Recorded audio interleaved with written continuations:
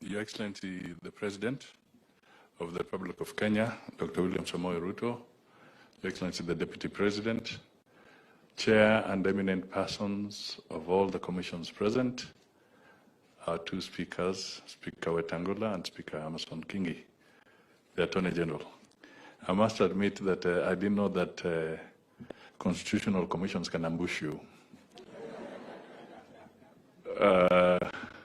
So when Otachi invited me here, for a moment I was hesitant.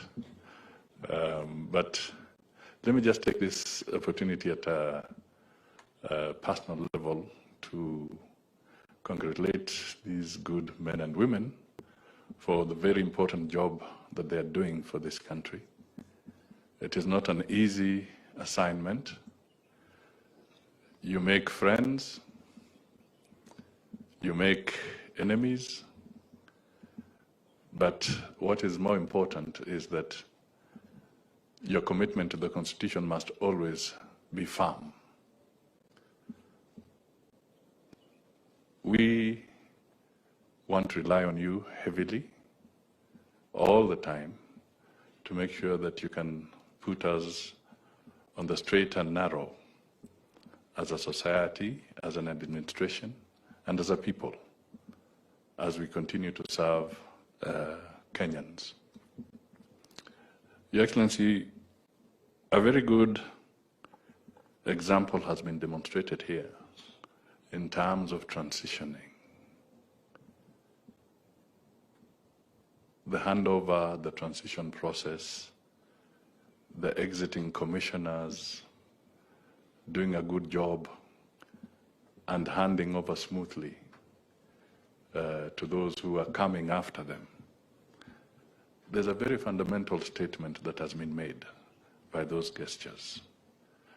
A statement that I believe needs to be broadened and deepened in our laws so that we can look at the whole issue of transitioning more deeply and more thoroughly as a country.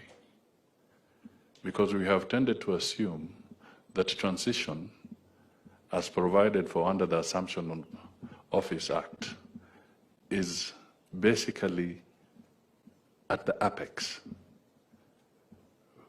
And we have forgotten to figure out and maybe to codify, and I think we should now, through these constitutional commissions and collectively, codify transition and define it beyond the transition of one head of state to another, but what is the transition in the whole administration? What is your role? What should a permanent secretary do? What should an inspector general do?